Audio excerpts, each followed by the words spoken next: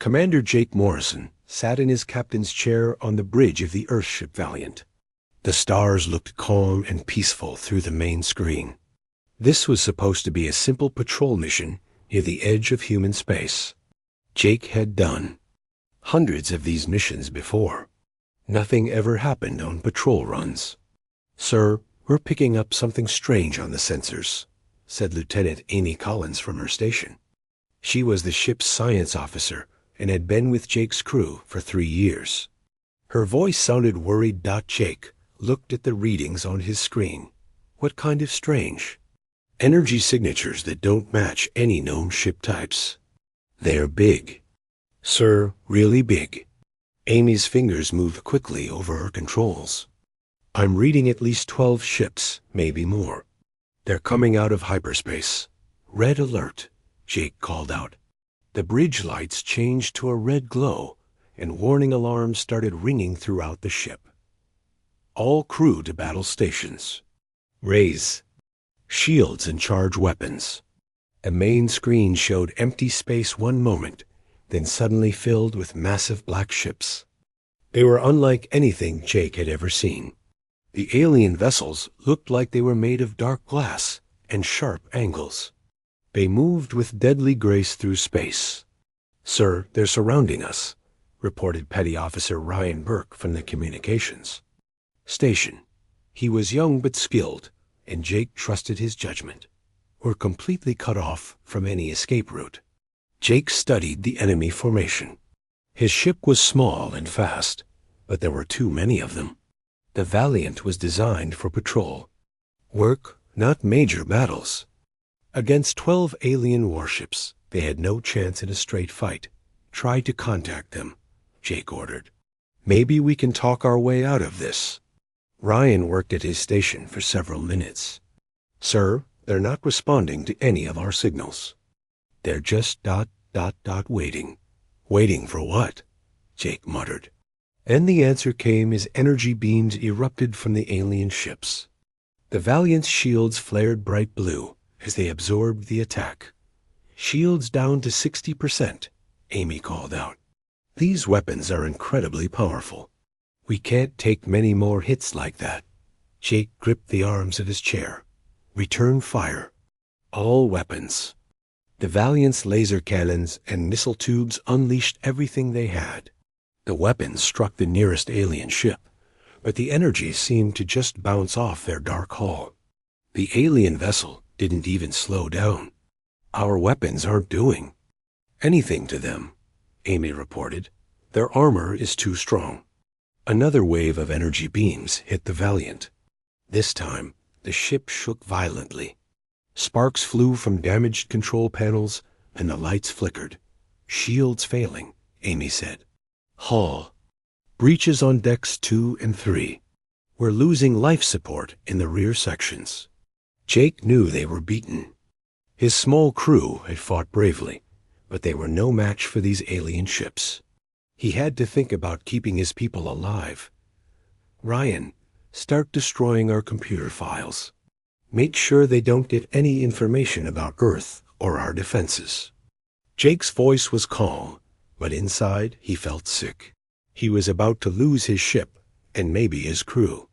"Yes, sir," Ryan replied. His hands moved quickly over his controls, wiping navigation data and military codes from the ship's memory banks. The alien ships moved closer. Jake could see details on their hulls now. Strange symbols were carved into the dark metal and weapon. Ports glowed with dangerous energy. These beings were clearly masters of war technology. "Sir, they're preparing to board us," Amy said. "I'm reading teleportation signatures." Jake stood up from his chair. "All crew, prepare for boarding. Remember, you're training. Give them nothing but name, rank, and serial number." The bridge filled with bright light as the aliens transported directly onto the ship. When the light faded, Jake found himself facing creatures he had only heard about in intelligence reports. They were tall and covered in scales that changed. Color, their eyes were like yellow glass, cold and calculating. The leader was bigger than the others. Scars covered his neck, and his scales were darker. He looked at Jake with the confidence of someone who had won many battles. "I am War Prime Vextar of the Zeltharian Empire," the alien said in heavily accented English. "You will surrender all military secrets immediately."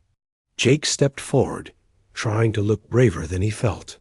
"Commander Jake Morrison, Earth Defense Force, serial number 77492 Alpha. That's all you're getting from me." The alien scales changed to a deep red color. Jake didn't know what that meant, but it probably wasn't good. "We know about your species, human.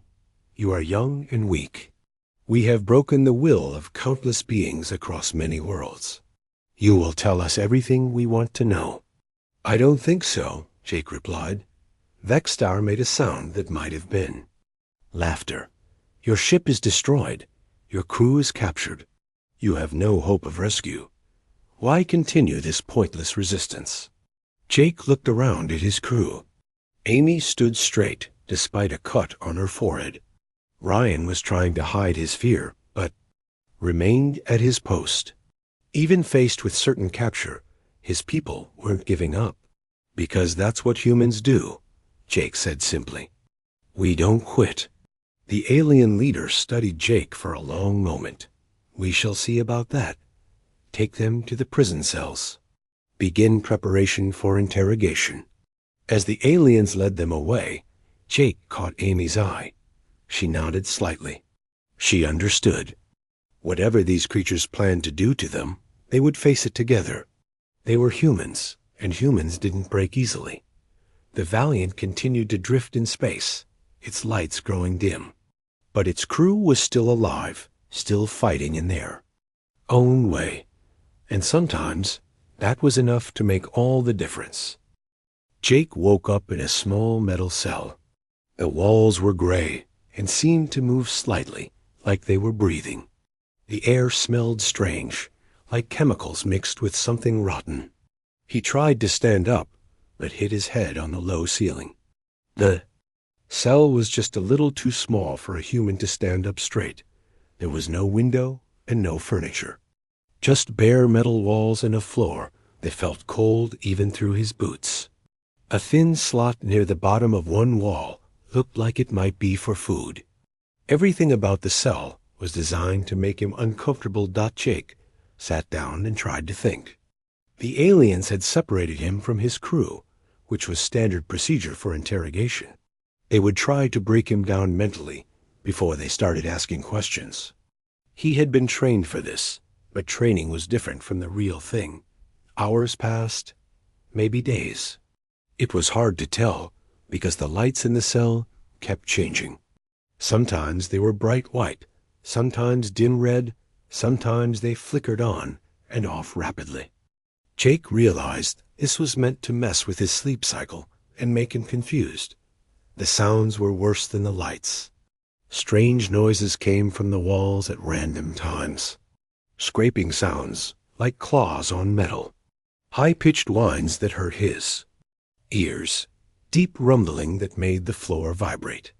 All of it was designed to keep him on edge and prevent him from resting. Food came twice through the slot. It was a gray paste that tasted like nothing. There was barely enough to keep him alive. The water was warm and had a metallic taste. Jake ate and drank anyway. He needed to stay strong for whatever was coming. On the third day, the cell door opened. 2 alien guards stood outside. They were smaller than Vextar, but still taller than Jake. Their scales were green and moved in patterns that reminded him of ocean waves. "Come," one of them said in broken English. "Time for questions." Jake stood up slowly. His back was stiff from sleeping on the hard floor. The guards led him through long corridors that curved in ways that made no sense. The walls were covered in symbols that hurt to look at directly. Everything about the ship was designed to make prisoners feel lost and helpless. They brought him to a large room with a single chair in the center. The chair was clearly meant for humans, which meant they had planned this carefully. Bright lights shone down from above, making it hard to see anything else in the room. "Sit," ordered a new voice. Jake looked up and saw a raised platform where two aliens waited. One was Vexstar, the leader who had captured his ship. The other was smaller and different. This one had pale blue scales and moved with smooth, careful motions. The way it looked at him made Jake's skin crawl. "Commander Morrison," Vexstar said, "meet Tel-Ara. She is our best interrogator. She has broken the minds of hundreds of prisoners from 17 different species." The blue-scaled alien stepped forward. Her voice was softer than Vexstar's but somehow more dangerous. "Your species is young, human. You have not learned that resistance is pointless. I will teach you." She pressed a button on a small device. The room filled with swirling patterns of colored light. The patterns moved in ways that made Jake's eyes water.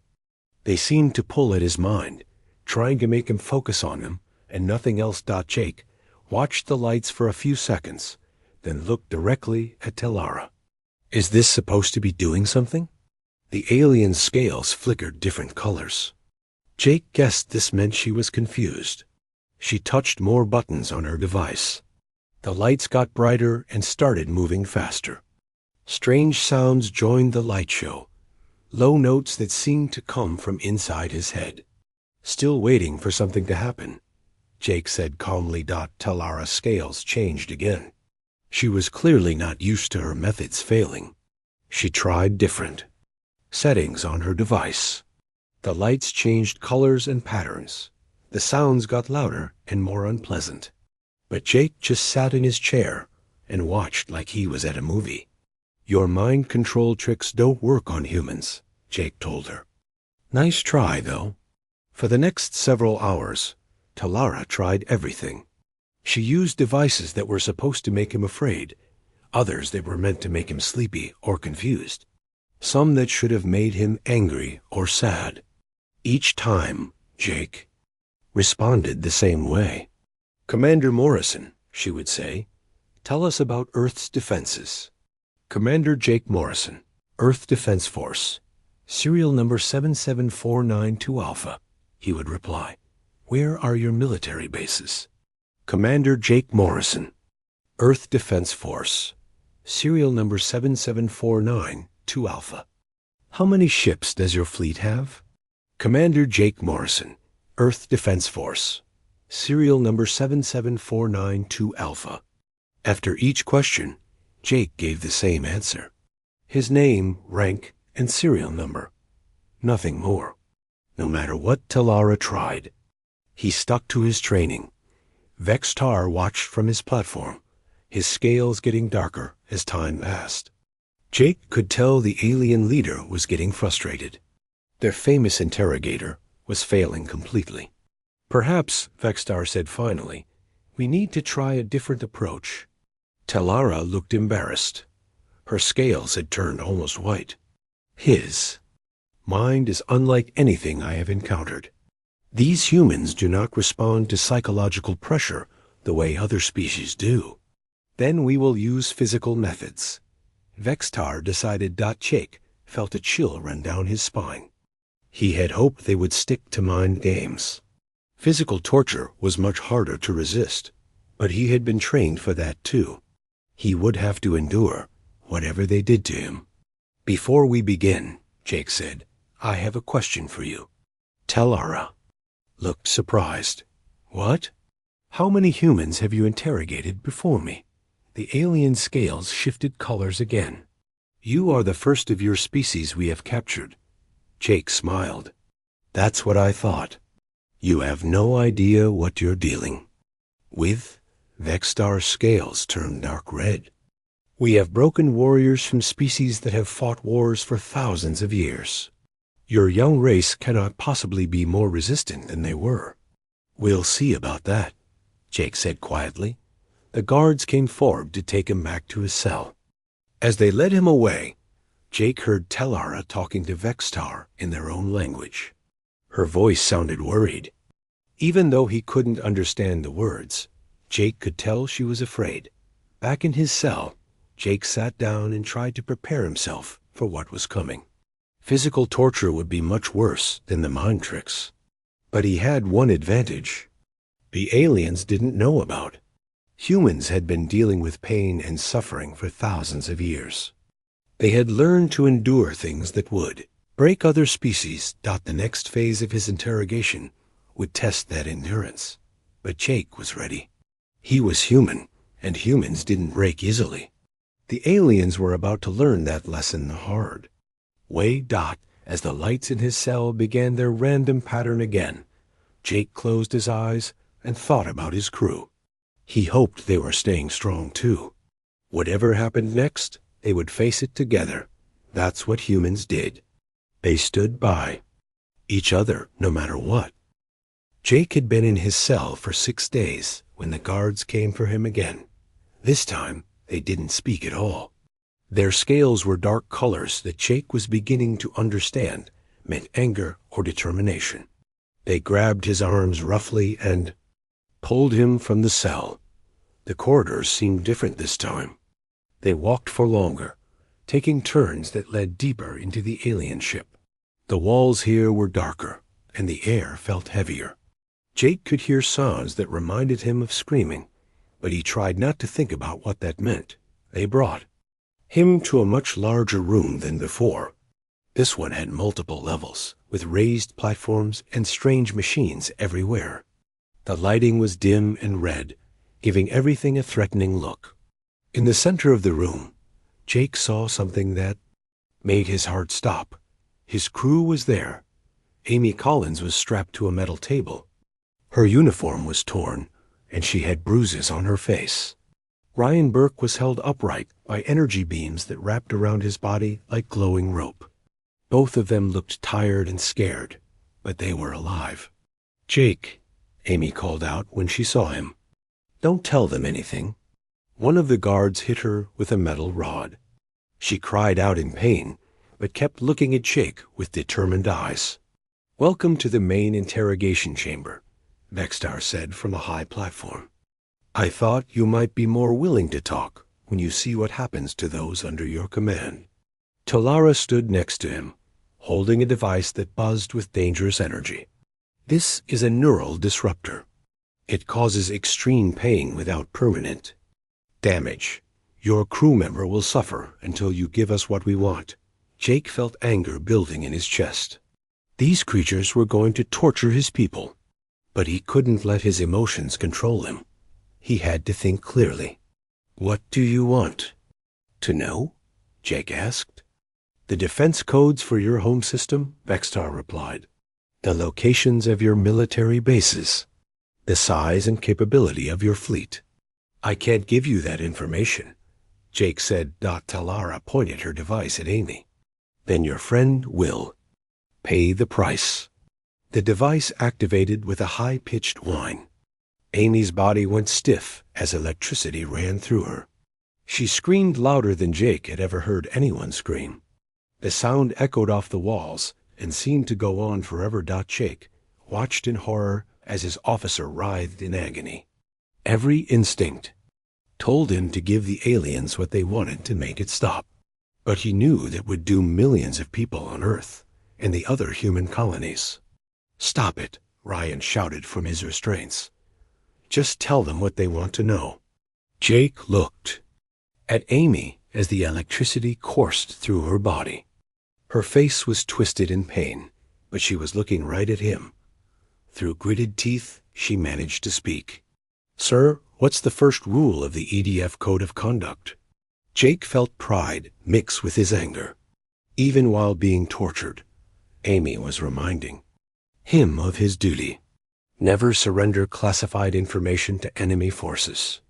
"That's right, sir," Amy gasped as the electricity stopped for a moment. "And what's the second rule?" "Protect your fellow soldiers at all costs." Amy nodded, sweat dripping from her forehead. "Outstanding, sir. I'm proud to serve with you."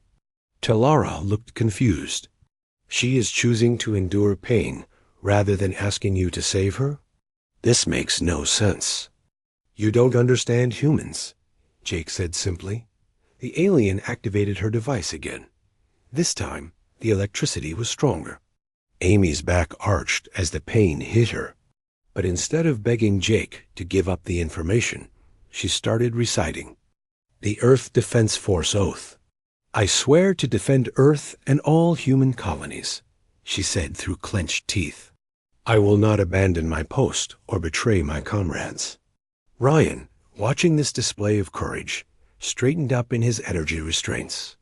I will uphold the honor of the service and protect the innocent. I will face danger and death before I will break faith with my fellow soldiers, Jake continued, his voice growing stronger. The three humans recited their oath together, while Talara stared in amazement. She had never seen anything like this. In every other species she had interrogated, torture made prisoners weaker. But these humans seemed to be getting stronger. This is impossible, she said to Vextar. The pain should be breaking their will. To resist, increase the power, Vextar ordered. Talara adjusted her device. The electricity that hit Amy now was twice as strong as before. Her body shook violently, and foam appeared at the corners of her mouth. But she kept talking. Sir, remember that time on Kepler Station when we had to fix the reactor? She asked between gasps of pain. Jake smiled despite the horrible situation. You mean when you crawled through a radiation leak to reach the manual controls? That hurt worse than this, Amy said, actually managing to laugh. At least these guys are just trying to scare me. Talara's scales went completely white. She had never encountered a being who could laugh while being tortured. This is not normal. No species responds to pain this way. Maybe you should try a different approach, Jake suggested. This clearly isn't working. We will continue until you break, Vextar snarled. Then you're going to be here for a very long time, Jake replied. The torture session continued for hours. Talara used her device on each crew member in turn. She tried different settings, different types of pain, different combinations of electrical and sonic torture. But the result was always the same. The humans endured everything she threw at them. More than that, they seemed to draw strength from each other's example. When Ryan was being tortured, Amy would call out encouragement. When Amy was suffering, Jake would remind her of their training and their duty. You're doing great, Amy. Jake would say, remember, pain is temporary. Honor is forever. These humans are unlike anything we have encountered, Talara reported to Vextar. They appear to become more resistant the more pressure we apply. That's impossible, Vextar replied. All beings have a breaking point. Not these three, Talara said. Watch their vital signs. Each time I increase the torture, their determination levels actually go up. It's as if pain makes them stronger instead of weaker. Jake listened to this conversation with interest. The aliens were starting to realize that their methods weren't working, but they didn't understand why. Want to know the secret? Jake asked. Both aliens looked at him with surprise. Humans evolved on a world that was trying to kill us every day, Jake explained. Ice ages, diseases, predators, natural disasters. We learned to survive things that would wipe out most species. Pain doesn't break us. It reminds us that we're alive. Lies, Vextar said, but his scales showed uncertainty. Ask your scientists, Jake suggested. Check our planet's history. See what we've lived through. Then you'll understand why your torture doesn't work on us. The interrogation continued, but Jake could see that doubt was creeping into the aliens' minds. They were realizing that they had captured something they didn't understand, something that might be more dangerous than they had expected. As the session finally ended, and the guards prepared to take them back to their cells, Jake caught Amy's eye. She was hurt, but not broken. Ryan looked the same way. They had endured everything the aliens could throw at them. See you tomorrow, Jake said to Talara as the guards led him away. The alien scales flickered with colors Jake had never seen before. She was afraid, he realized. For the first time in her career, she had met beings she couldn't break, and that terrified her. Jake woke up on the floor of his cell. His whole body ached from yesterday's torture session. The aliens had worked on him and his crew for over 8 hours, trying every painful method they could think of. But none of them had broken. The cell door opened, and instead of the usual guards, Vextar himself stepped inside. The alien leader had to bend down to fit through the human-sized doorway. His scales were dark red, showing his anger and frustration. 6 days, Vextar said, his voice filled with rage. 6 days of interrogation, and you have told us nothing. Jake sat up slowly, his back protesting the movement. I told you this wouldn't work. My superiors are demanding results, Vextar continued. They want to know why 3 humans are causing problems for the entire Third Fleet. Maybe because you picked the wrong species to mess with, Jake suggested. Vextar's scales turned almost black. Today, we will use our most extreme method. It is called the Memory Ripper. It will tear the information from your mind, whether you want to give it or not. Jake felt a chill run down his spine.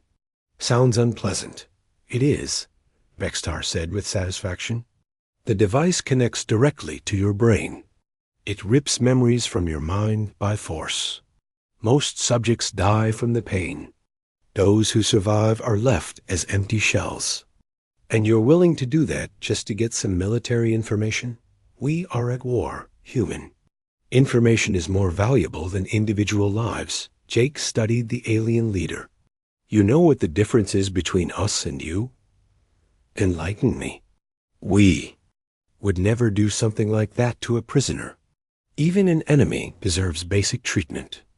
Vextar made a sound that might have been laughter. Your weakness will be your downfall.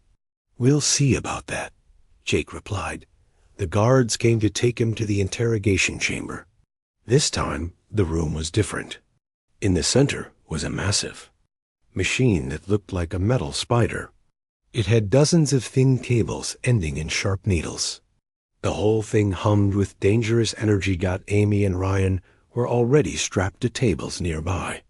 They looked tired and hurt, but their eyes were still defiant. Jake felt proud of his crew.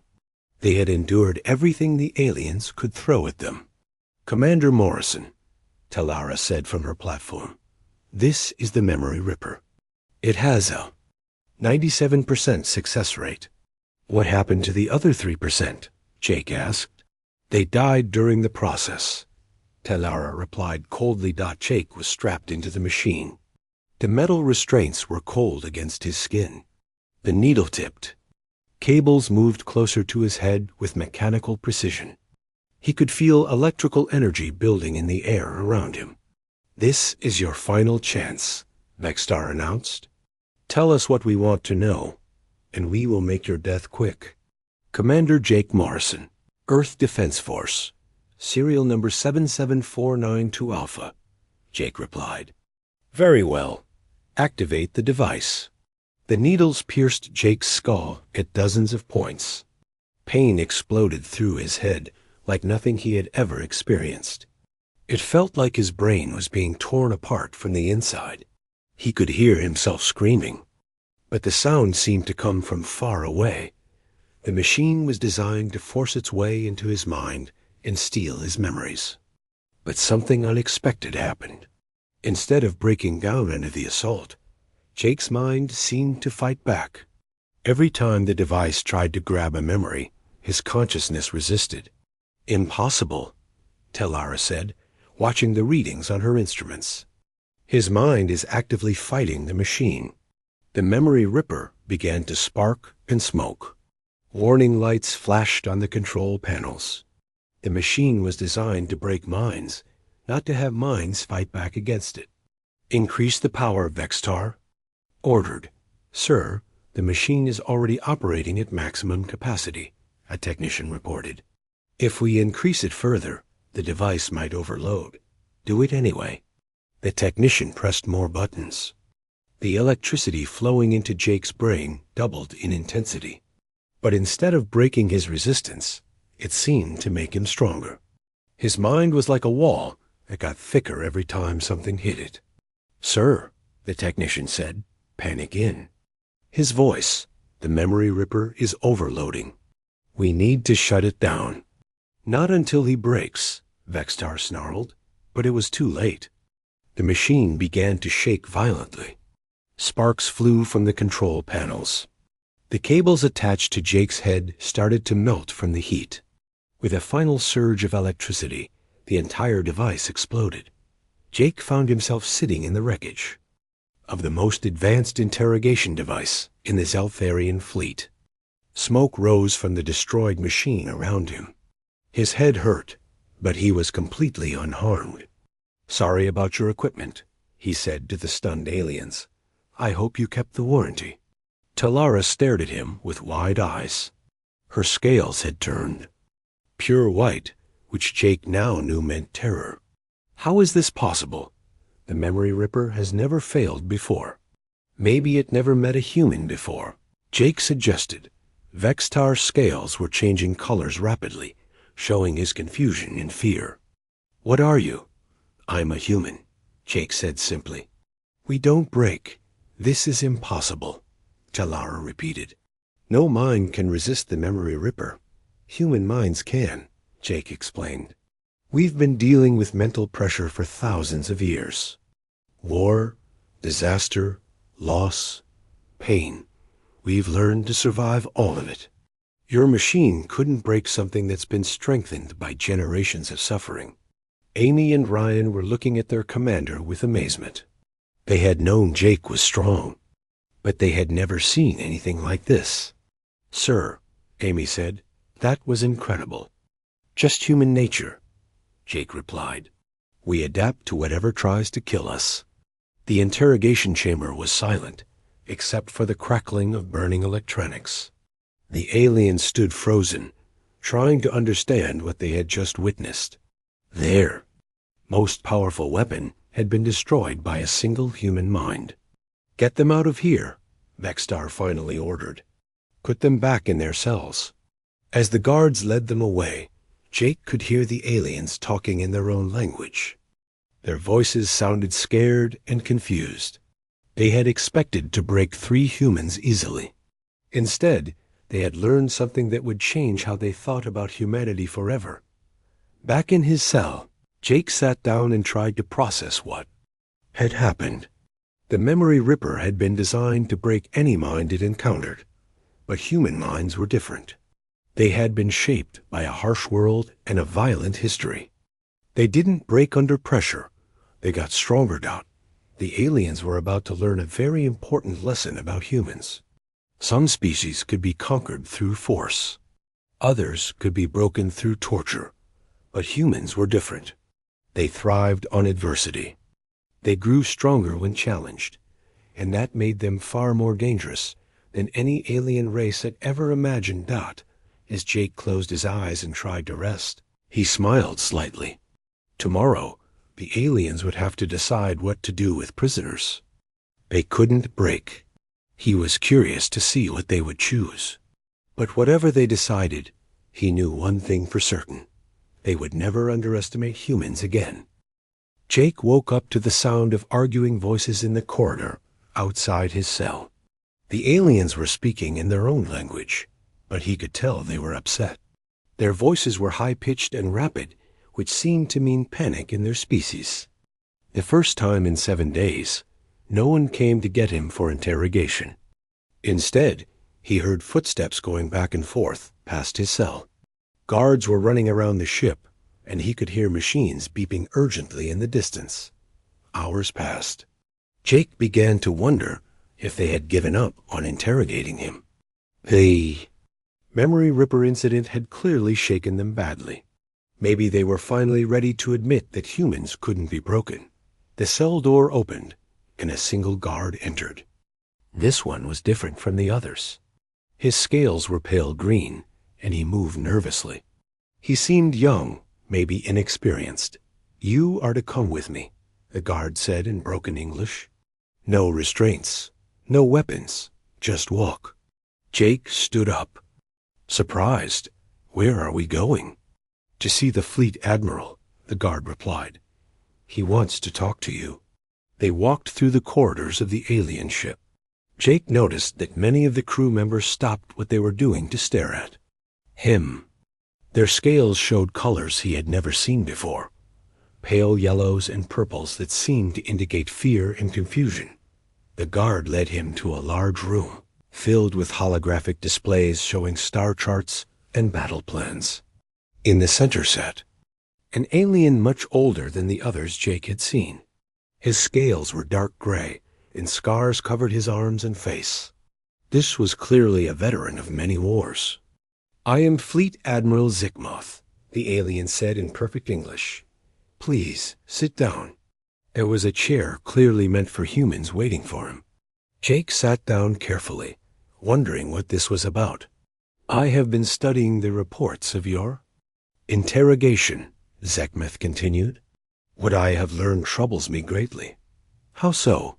Jake asked. In 50 years of military service, I have never encountered a species like yours. We have conquered 17 different races. We have broken the will of thousands of prisoners. But you and your crew have shown us something we did not know was possible. Zikmoth activated a holographic display showing brain scans. These are the neural patterns of various species during interrogation. As you can see, all of them show the same basic response to pain and pressure. Their resistance decreases over time until they break completely. The display changed to show 3 different scans. These are the scans of you and your crew. Notice how your resistance actually increases under pressure. The more we hurt you, the stronger you become. This should be impossible. Jake studied the scans with interest, but it's not impossible. It's just human. Explain, Zikmoth requested. Jake thought about how to put it in simple terms. Your species and all the others you've conquered, they evolved on worlds that were basically safe. Sure, they had some challenges, but nothing like Earth. What makes your world different? Everything, Jake replied. Earth tried to kill us every single day. Ice ages that lasted thousands of years. Diseases that wiped out half our population. Predators that hunted us when we were weak. Volcanoes, earthquakes, floods, droughts. Our planet threw everything it had at us. Zikmoth's scales shifted to show interest. How did you survive? We learned to adapt. When times got tough, we got tougher. When we faced pain, we found ways to endure it. When we were scared, we found courage in each other. For thousands of years, suffering made us stronger instead of weaker. But surely there must be limits to this ability, Zikmoth said. Jake shook his head. You don't understand. We've been through things that would destroy most species. World wars that killed millions. Famines that lasted for years. Plagues that turned cities into graveyards. And we survived all of it. This is why our methods failed, Zikmoth said, more to himself than to Jake. Your methods were designed for species that break under pressure, Jake explained. But humans don't break. We bend, we adapt, we find new ways to survive. That's what we do. Zikmoth was quiet for a long moment. My science officers have been studying your planet's history. What you say appears to be true. Your species has endured catastrophes that would have wiped out any other race we know. That's right, Jake said. And every time something tried to destroy us, we came back stronger. It's not just individuals. It's our whole species. We learn from suffering instead of being broken by it. This changes everything, Zikmoth said. His scales were shifting through different colors rapidly. We assumed all intelligent species would respond the same way to interrogation. That was your mistake, Jake replied. You tried to break us the way you would break yourselves. But we're not like you. The fleet admiral stood up and walked to a large window showing the stars outside. Do you know why we capture prisoners and interrogate them? To get military information, Jake said. Yes, but more than that. We interrogate prisoners to show other species that resistance is pointless. When word spreads that even the strongest warriors break under our methods, entire planets surrender without fighting. Jake nodded. Psychological warfare. Break a few. To scare the many. Exactly. But now we have encountered humans who cannot be broken. What do you think this will do to our reputation? Jake thought about it. Other species will start to wonder if they can resist too. If humans can do it, maybe they can as well. Precisely, Zekmoth said. You 3 prisoners have done more damage to our empire than an entire fleet could have accomplished. The door to the chamber opened, and Talara entered. She looked exhausted, and her scales were still pale from fear. Admiral, I have completed my analysis. Report, Zekmoth ordered. The humans show several unique psychological traits, Talara began. First, they derive strength from group solidarity. The more we hurt one, the more determined the others became. We noticed that, Jake said. Second, they possess an unusual relationship with pain and suffering. Instead of avoiding it, they seem to accept it as part of existence. This makes them nearly impossible to intimidate. Zekmoth looked at Jake. Is this accurate? Pretty much. Jake replied. We know that life involves suffering. So when bad things happen, we don't panic. We just deal with it.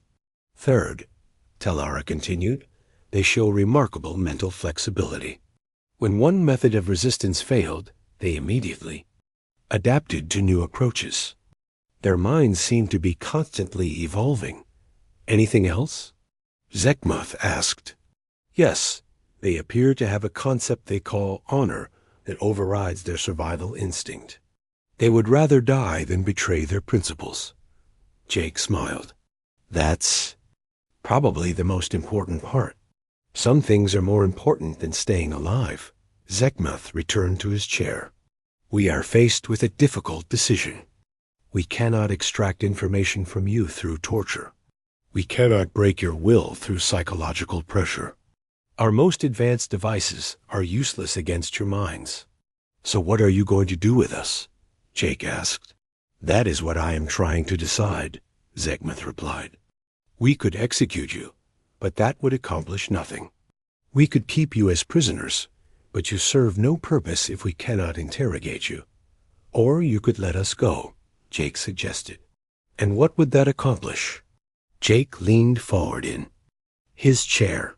It would show the galaxy that the Zeltharian Empire is honorable, that you treat prisoners with respect even when they resist you. Honor, Zekmoth repeated. An interesting concept. Think about it, Jake continued. Right now, other species fear you because of your cruelty. But what if they respected you because of your honor? Which would make you stronger in the long run? Talara looked confused. I do not understand. How does showing mercy make one stronger? Because it proves you're strong enough to be merciful, Jake explained. Anyone can be cruel when they have power, but it takes real strength to show kindness. To your enemies. Zekmoth was quiet for several minutes. His scales shifted through different colors as he thought. Finally, he came to a decision. You will be returned to your ship, he announced. We will repair the damage and provide you with enough supplies to reach human space. Just like that? Jake asked, surprised. Just like that, Zekmoth confirmed. You have taught us something important about your species. And about ourselves. We will not forget this lesson. 3 hours later, Jake stood on the bridge of the Valiant with Amy and Ryan. The ship had been completely repaired, better than it had been before the attack.